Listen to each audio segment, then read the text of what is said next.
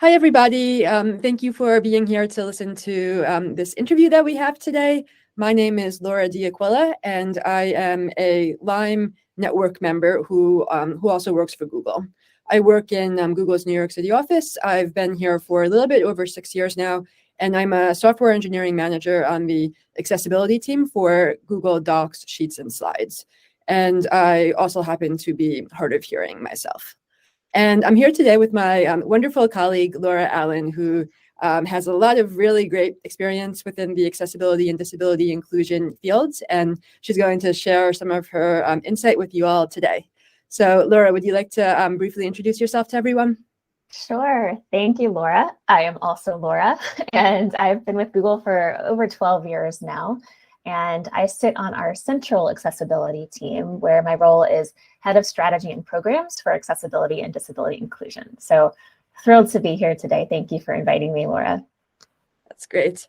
So as you know, we're doing this interview for the United Nations International Day of Persons with Disabilities. And the first question that I have for you today, Laura, is around the theme of this event. And so the theme is Transformative Solutions for Inclusive Development, the role of innovation in fueling an accessible and equitable world. Laura, what does this theme mean to you?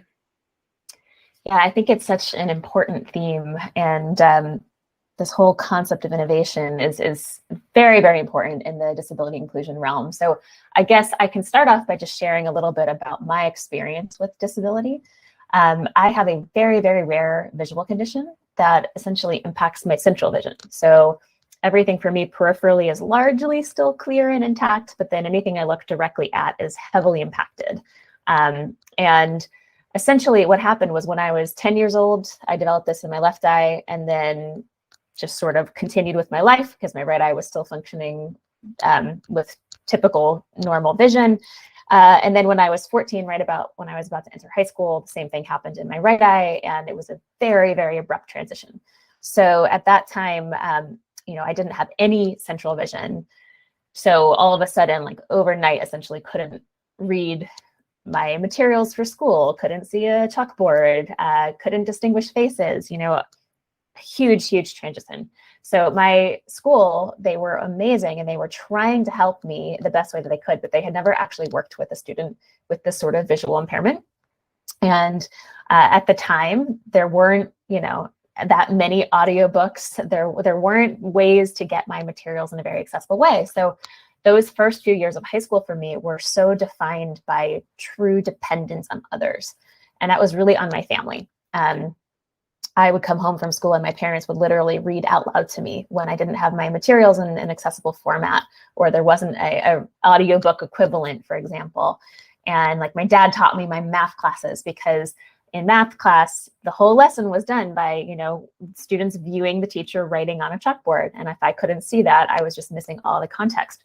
So I had these incredible parents who to this day are still so incredible and support me so much. But essentially, they were bending over backwards to help to make ends meet and to sort of bridge those gaps. And it was my mom and my dad who actually figured out how to support me, excuse me, through the use of assistive technology. So over the years, we sort of figured out the right mix of assistive technology and the right process. So to me, this was actually my first step of experiencing innovation. Even though looking back at it, it was super scrappy.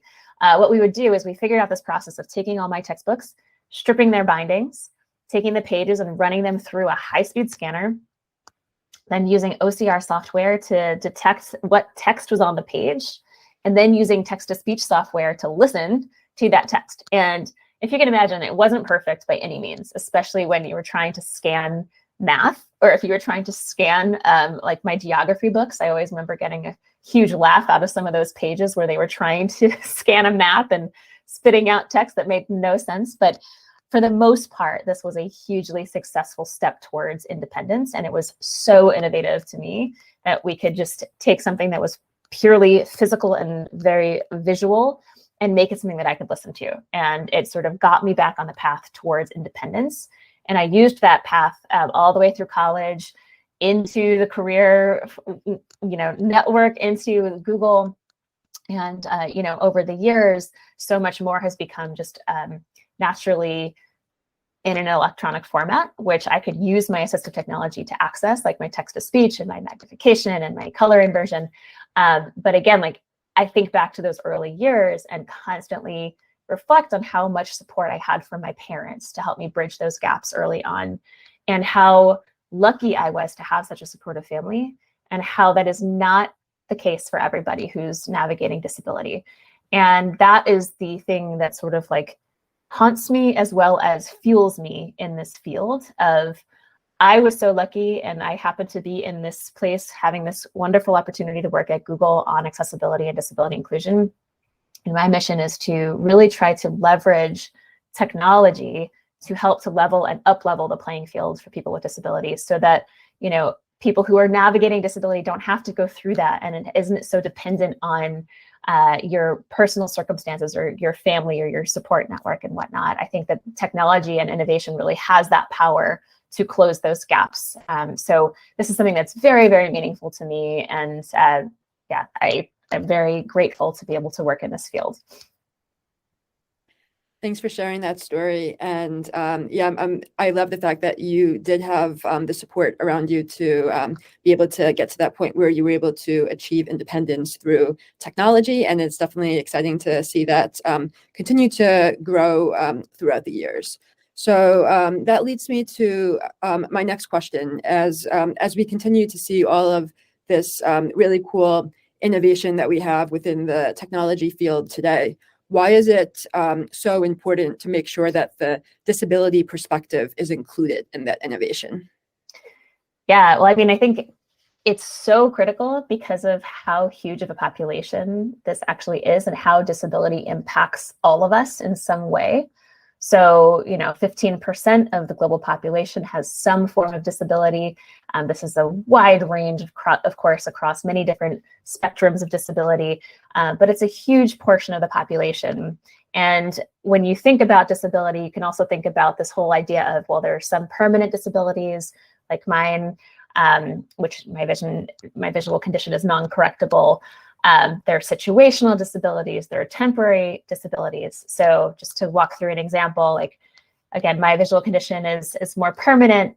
A temporary version of a visual impairment could be, maybe you go to the eye doctor and have your eyes dilated and have drops put in and you're not able to see at your typical function. A temporary disability could be, maybe you're out in the sunlight and you're trying to look at your phone and it's super, super bright and you're not able to actually read the text. So in all of these different cases, if something is designed with accessibility in mind and designed really centering the perspective of somebody with a more permanent disability, it's actually going to trickle down and be so much more impactful and inclusive and accessible in all those other sort of more temporary or situational situations, essentially, for individuals. So I think it's really important because of the number of people who are impacted, whether it's ourselves, whether it's our family members or caregivers or friends or networks, thinking about how disability impacts so many different people and could impact somebody from birth or from an early age or later in life. Like, we never truly know what is in store for us down the road. And so I think that it's so critical to sort of center that perspective and be thinking about how to innovate with and for people with disabilities, of course. And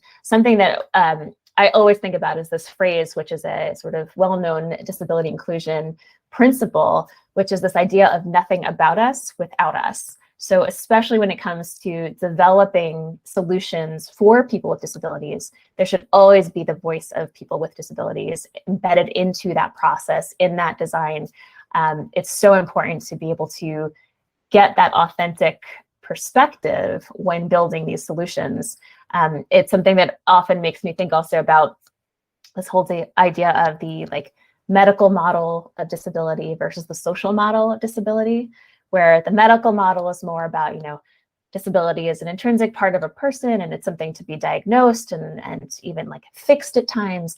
Whereas the social model is all about how disability is really the mismatch between a person's needs and their environment.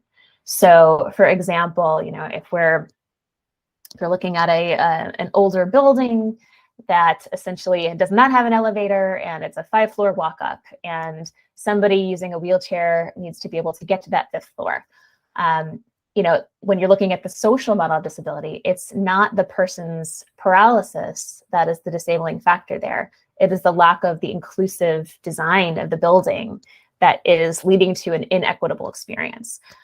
So I really think that it's something that we really need to be thinking about when we're building innovative solutions, is how can we take somebody's unique perspective and look at the mismatch that they're experiencing in that social model and try to figure out what can we do to create more equity in the world. So definitely important to center the perspective of disabled people and the community as a whole. That's a great answer. Thank you for sharing. And within the Lyme network, I know that there's a very large and exciting community of people with disabilities who are very passionate about what they're doing and want to get involved and are already being involved in just being part of this innovation.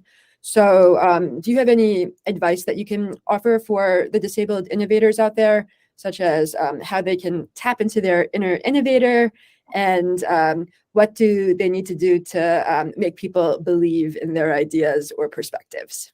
Yes, and yes, please keep innovating. We need your fresh ideas and your fresh perspectives. So I would say maybe a couple of things. So first, I would say to make sure to be seeking different perspectives that are not only your own, just to make your case even stronger.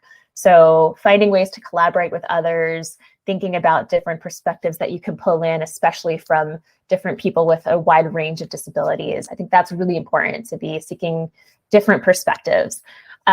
The other tip that I would say is really to highlight and showcase impact and work on storytelling of that impact. So I remember years ago, within Google, trying to make the case for certain things with leadership, of trying to get their buy-in. And I remember trying to surface things like, well, look at all of these bugs that we have, or look at this long list of things that we need to do, and trying to ask for more support.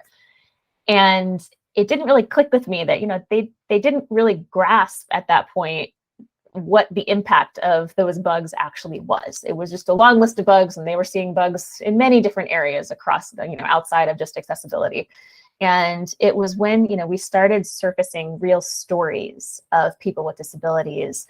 Maybe if they weren't able to use a product in the way that they should, or they were encountering major hurdles with different products, it was showing that impact and showing, okay, well, this is what we're preventing, or this is what we could enable if we do X, Y, Z. I think that those stories really resonated with different realms of leadership and really helped them to understand what role that they could play if they were able to buy in and provide support and help us get this prioritized. So I do think that if you can work on that storytelling, work on showcasing impact of real people, I think that goes a really long way in trying to get your innovation out there. That's great. All of that is really useful advice. And that also ties into the next question that I wanted to ask, which is kind of along the same things, but now from the company's perspective. So Lyme Connect is partnered with a number of different companies that are dedicated to creating more inclusive experiences for people with disabilities and ensuring that their voices can be heard as part of this process. So in your opinion, what should companies do to fully ensure that the ideas of their employees with disabilities are fully incorporated into new product development and innovation planning? Yeah, it's a great question. So I think there are many different things. The first item, I guess, would be just hire more people with disabilities. I think this is critical, and I'm so grateful for Lyme Connect for helping to facilitate this and make this easier for companies. I am largely at Google because of Lyme Connect, so I want to say a big thank you. I attended an event many years ago with Lyme Connect, and that was sort of the first thing that really got me thinking about Google. Seeing somebody with a disability give a presentation in Washington, D.C. when I was in college, and that was it was really, really meaningful, and just it got me thinking in a completely different way about, oh, I could actually see myself there. It seems like, you know, Google is a place where I could succeed. So thank you, Mime. But I would say, yes, hiring more people with disabilities just to make sure that we have more diverse representation, more authentic perspectives within the company, that is critical for sure. And then it goes, you know, we have to go well beyond just hiring. We have to make sure that we are supporting our employees with disabilities the best that we can through different programs, through different, you know, accommodations, making sure that we have open channels to be able to listen to feedback. So hiring, setting up the right proper channels to be able to hear requests and hear bugs, and make sure that, you know, for example, if an employee with a disability is encountering an issue with a particular technology or tool that's being used in the company, like there should be an easy and known way to send feedback. And the burden shouldn't really have to be on that person with the disability to go, you know, file the bug, chase it down, ask for, you know, updates from the given team. Like it should be an easier process. And that's something that we've been working on at Google, trying to make it an easier process for our Googlers with disabilities when they encounter some sort of challenge with a product or tool. We actually now have a team that's able to help step in and take the information from the Googler and then do the rest of that work, so that it's not all on that particular Googler. So we're trying to set up that sort of process with this new team. You know, then they will go out and engage with the given product area that is creating that tool, and they'll sort of file the relative bug or feature request, and they'll track it down. And so I think, again, it's really just about, and that might look different at different companies, but finding the right ways to support your employees with disabilities to make sure that they're able to just do the job that they want to do and not have to spend so much time necessarily chasing down bugs or filing requests to make big changes. But at the same time, there are a number of us who have disabilities who work in companies who want to be involved and want to be sort of creating different programs and giving ideas for making our companies more inclusive and equitable and accessible. And I think in that regard, that often will be seen in like employee resource groups or ERGs. And, you know, a lot of different companies have disability related ERGs. Google definitely does. I'm very involved in our Disability Alliance, which is what we call ours. And it's really a wonderful network of people from a large range of people with disabilities at the company, also just caretakers and family members of people with disabilities, and then allies, really just working on helping to support each other and create lots of different events and sessions and ways to listen to each other and bubble up feedback and ideas. And I really think companies should be supporting their ERGs and making sure that ERGs have the right sort of structure and funding, and that leadership is looking at them and listening to them when they have sort of this sort of feedback or requests or suggestions for how to improve the culture and the environment. I think that, you know, making sure that employees feel comfortable to participate and can carve out time to participate in ERGs, and that the different teams working on accessibility within the company or disability inclusion, like within HR divisions, or, you know, people who are in charge of making your campuses, your office buildings more inclusive and accessible, they should be listening and sort of tapped into that network and seeking their guidance, essentially. But the last thing I'll say here is that when employees are giving that feedback or getting involved and contributing to improving the culture or improving products, I think it's also really important to recognize those efforts. And it shouldn't just come out of their, you know, their weekend time or their evening time. It should be something that is encouraged and respected and valued by companies. And even showing up in performance reviews and things like that, where it's really such an important role that somebody's playing within the company, and it should be recognized as so. Completely. Yeah, that's all really, really important stuff to see continue to take place within companies and start to take off more. And that leads me to my final question for today. Thank you so much for all the insight you've shared so far. And I wanted to cap it off by asking you, what is your vision for the future as it relates to innovations and people with disabilities? Yeah, I'm very excited for the future. I think the future in accessibility and disability inclusion is very bright. I envision a future for sure where accessibility is just like deeply embedded and truly streamlined into all of our different processes, into education, where everyone is learning about accessibility. It's not just a foreign topic that you learn once you reach the workforce, for example. So I really want to see where it's truly embedded, truly streamlined. I also want to see where accessibility is just made easier and easier for people to integrate into what they're building and designing, whether for developers or product managers, designers, whether for teachers and educators to be creating really accessible materials for their students just by default, for example. I think it should be something that is on everyone's radar and also really easy to achieve. I also think that we have seen a lot of great development in building new assistive technologies over these past years. It's amazing to see. We're seeing so many innovations come out. And I think we're starting to see more and more with machine learning and this intersection of machine learning and accessibility.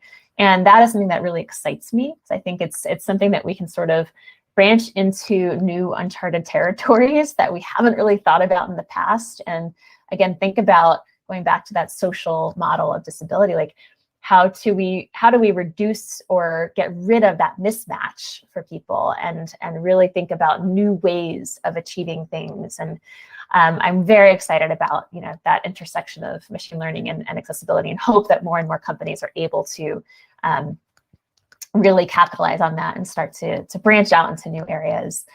And then, of course, the last thing I'll mention, I think that a lot of the focus on assistive technologies so far has really been focused on individual, like singular disabilities. And so many people are facing multiple disabilities and need to think about more interesting and innovative ways to interact with technology that will take, for example, if somebody is both visually impaired and motor impaired, well, how does that work? And how can we best control the device and get the most equitable experience? So I'm hoping that the industry is able to really be focusing in on more of like the holistic experience of a person and not necessarily just one disability at a time as well. So I think we've come a tremendous way. There's still a lot to do across the industry, and I'm excited for the next generation of folks who are going to come into these fields and be sharing your perspectives and helping to really drive meaningful change in the world.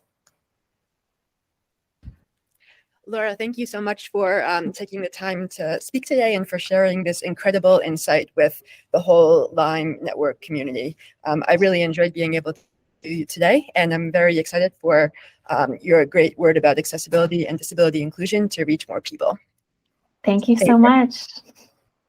Take care.